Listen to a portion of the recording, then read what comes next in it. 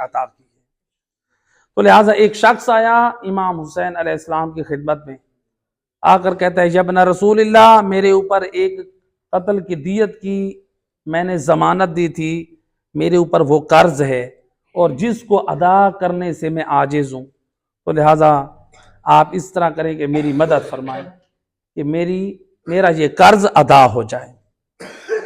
دیت، قرض کی جو دیت ہوتی ہے، یعنی وہ کسی نے کسی شخص کو قتل کیا تھا اور یہ ضامن بنا تھا تو اس نے وہ قرض ادا کرنا تھا۔ تو بہرحال امام علیہ السلام فرماتے ہیں اے فلاں، میں تم سے کروں گا 3 سوال، تیرے ہر سوال پر تجھے 1% دوں گا، اگر دے دیے تو نے 3 سوالوں کا جواب تو تیری تمام دیت ادا کروں گا، تو اگر تو نے 1 کا جواب دیا تو تمہیں 1% دوں گا، اگر 2 سوالوں کا جواب دیا تو 2%، اور اگر 3 سوالوں کا جواب دیا تو مکمل دیت تمہیں اس کی جو تیری قرض کی رقم ہے جو تو نے دینی ہے میں وہ تجھے عطا کروں گا۔ کہتا ہے کہ فرزند رسول، میں اعرابی، میں جاہل اور آپ علم لدنی کے وارث، میرا آپ سے کیا جوڑ، میرا مقابلہ ہے؟ تو آپ نے فرمایا کہ اے اعرابی، میرے نانے کا فرمان ہے المعروف بقدر المعرفہ، لوگوں کے ساتھ نیکی کرو ان کی معرفت کے مطابق۔ کیا کرو؟ لوگوں کے ساتھ نیکی کرو ان کی معرفت کے مطابق۔ ظاہری بات ہے غریب تو بہت سارے ہوتے ہیں، غریبوں کی مدد کریں، لیکن غریبوں میں سے بھی پھر امام حسین نے بتا دیا پیغام حسینی، غریب کی مدد کرو، لیکن میرے نانے کا فرمان ہے بے قدر المعرفہ، دیکھو اس کے اندر دین کی معرفت کتنی ہے۔ صرف غریب نہ دیکھو بلکہ کیا دیکھو، دین کی معرفت دیکھو۔ یعنی ایک آپ کے پاس غریب آ رہے، 2 غریب آ رہے ہیں، ایک نمازی ہے ایک بے نمازی ہے، امام حسین علیہ السلام کیا فرماتے ہیں؟ پہلے نمازی کو مقدم کرو بعد میں بے نمازی۔ المعروف بقدر المعرفہ، ہمیں تو مولا حسین نے حسینیت کا پیغام یہی دیا، لوگوں کے ساتھ نیکی کرو، بھلائی کرو دین کی معرفت کے مطابق۔ تو لہذا دین کی قیمت کا اندازہ ہمیں آل محمد سے پتہ چلتا ہے۔ اگر دین قیمتی نہ ہوتا نا تو امام حسین کربلا میں اپنی جان نہ دیتے۔ امام حسین نے اپنی جان دے دی، علی اکبر کی جان قربان کر دی، حضرت علی اصغر کو قربان کر دی۔ اسی سے معلوم ہوتا ہے امام حسین کی نگاہ میں اللہ کا دین اتنا قیمتی ہے۔ امام حسین نے دین پر سب کچھ قربان کیا۔ آج ہمارے گھروں میں اگر دین ہے تو اس کا مطلب ہے ہمیں امام حسین کی اس قربانی کی قیمت کا اندازہ ہے۔ تو لہٰذا مختصر کروں، امام کو کہتا ہے کہ مولا فرزند رسول آپ سوال کیجئے، انشاءاللہ اگر میں جواب دے سکا تو ٹھیک، ورنہ میں آپ سے سیکھوں گا۔ امام علیہ السلام نے فرمایا کہ یہ بتاؤ دنیا میں سب سے افضل کام کون سا ہے؟ کہتا ہے الایمان باللہ، سب سے افضل کام یہ ہے اللہ کی معرفت حاصل کرنا۔ سب سے افضل کام کیا ہے؟ اللہ کی معرفت حاصل کرنا۔ اور پھر پوچھا کہ یہ بتاؤ کہ یہ تو ہے سب سے افضل کام اللہ کی معرفت حاصل کرنا، یہ بتاؤ کہ کون سی چیز ہے جو انسان کو ہلاکت سے بچا سکتی ہے؟ اس نے کہا الثقۃ باللہ، فرزند رسول جو انسان ہلاکت سے بچ سکتا ہے تو وہ اس وقت بچ سکتا ہے جب کوئی شخص اللہ پہ بھروسہ کرے، اللہ پر اعتماد کرے۔ کیا مطلب؟ آپ کی شاپ ہے، بزنس مین ہے، کاروباری ہیں، آپ اپنے آفس اوپن کریں، اپنی دکان شاپ اوپن کریں اور اللہ پہ بھروسہ کر کے بیٹھیں، گاہک اللہ تعالیٰ بھیجے گا۔ صلوات پڑھیں محمد اربی۔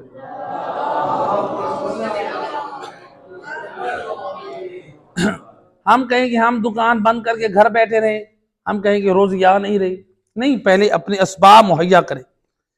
اس لیے مولا علی علیہ السلام فرماتے ہیں میں علی نے پورے قرآن کا خلاصہ ایک آیت میں پایا ہے، من یتوکل علی اللہ فہو حسبہ، جو اللہ پہ بھروسہ کرتے اللہ اس کے لیے کافی ہوتا۔ تو اللہ کے اوپر توکل کا مطلب یہ نہیں ہے کہ آپ کچھ کریں نہیں، بلکہ آپ اپنی طرف سے اسباب مہیا کریں، کوشش کریں، پھر اس کے بعد آپ اللہ کی ذات کے اوپر بھروسہ کریں، دکان کھول کے پھر اللہ پہ بھروسہ کریں۔ بات سمجھ آ رہی ہے؟ علاج آپ کریں، پھر صحت کے اوپر پھر اللہ پر بھروسہ کریں کہ علاج میں نے کر لیا، اب صحت وہی دے گا۔ تو بہرحال یہ دوسرا تھا، کہا کہ کیا ہلاکت سے انسان تب بچتا ہے کہ جب وہ اللہ پہ بھروسہ کرے۔ آپ نے فرمایا کہ یہ بتاؤ انسان کے لیے زینت والے کام کون سے ہیں، جو انسان کے لیے زینت اور عزت والا کام ہو۔ ہم لوگ تو سمجھتے ہیں نا، جس کے پاس پیسہ ہو، گاڑی ہو، اچھا مکان ہو، اچھے کپڑے ہوں، اچھی جائیداد ہو، وہ بڑا عزت دار ہے۔ اور مولا حسین کی خدمت سے کیا جواب ملا؟ کہتا ہے علم معہ حلم، فرزند رسول انسان کے لیے عزت اور وقار زینت والی بات تب ہے جب انسان کے پاس علم ہو اور ساتھ حلم ہو۔ علم ہو یعنی مومن صاحب علم ہو، جاہل نہ ہو، اور اس کے پاس حلم ہو۔ حلم سے کیا مطلب ہے؟ یعنی ایسا نہ ہو کہ ہم غصے ہو جائیں، بیوی پہ غصے، بچے پہ غصے، لوگوں پہ غصے۔ علم کے ساتھ حلم، یعنی علم بھی ہو اور حلم بھی۔ دیکھیں علم کی فضیلت اور شان کے لیے میں ایک چھوٹی سی بات کہتا ہوں۔ میں ہوں یا آپ، ہم سب میں سے، انسانوں میں سے، انسان کی فطرت میں سے، اپنی ایمان سے بتائیں، آپ حالانکہ علماء نہیں ہیں، میں بھی عالم نہیں، میں تو طالب علم ہوں، ہم میں سے کسی کو اگر کوئی کہتا ہے، کوئی شخص کہتا ہے کہ جاہل، ہم یہ بات پسند کرتے ہیں؟ کوئی ہمیں جاہل کہے نہیں کرتے نا پسند ہم اپنے لیے، حالانکہ ہم عالم تو ہے نہیں، ہم پسند نہیں کرتے ہمیں کوئی جاہل کہے۔ تو امام حسین کی خدمت سے بھی یہی ملا جواب۔ مرد کے لیے زینت یہ ہے جاہل زندگی جاہلوں والی نہ گزارو، بلکہ صاحب علم بن کر زندگی گزارو۔ ہمارے پاس علم ہوگا تو ہم دین پر عمل کریں گے، تو لہذا علم اور حلم اخلاق بھی اچھا ہو۔ امام فرماتے ہیں یہ بتاؤ کہ اگر کسی کے پاس علم اور حلم نہیں ہے، بیچارہ وہ اس سے محروم ہے، پھر اس کے لیے کیا ہونی چاہیے؟ کہا کہ مولا پھر اس کے پاس غربت ہو لیکن ساتھ صبر بھی ہو، غریب ہو صبر کرے، ایسا نہ ہو غربت کی وجہ سے بھکاری بن کے چلے، غربت کی وجہ سے چوریاں کرتا پھرے، غربت کی وجہ سے جوئے کھیلنا شروع کر دے، غربت کی وجہ سے لوگوں کا حق غصب کرنا شروع کر دے، غربت کی وجہ سے 2 نمبری کرنا شروع کر دے۔ نہ، غربت ہو صبر ہو، گناہ پر صبر ہو، یعنی دین پر ثابت رہے۔ تو امام فرماتے ہیں اگر کسی کے اندر غربت ہے کے ساتھ صبر بھی نہیں ہے، پھر کیا کرے؟ کہا کہ پھر ایسا شخص جینے کے قابل نہیں ہے، آسمان سے بجلی آئے اور اس کو جلا کے راکھ کر دے۔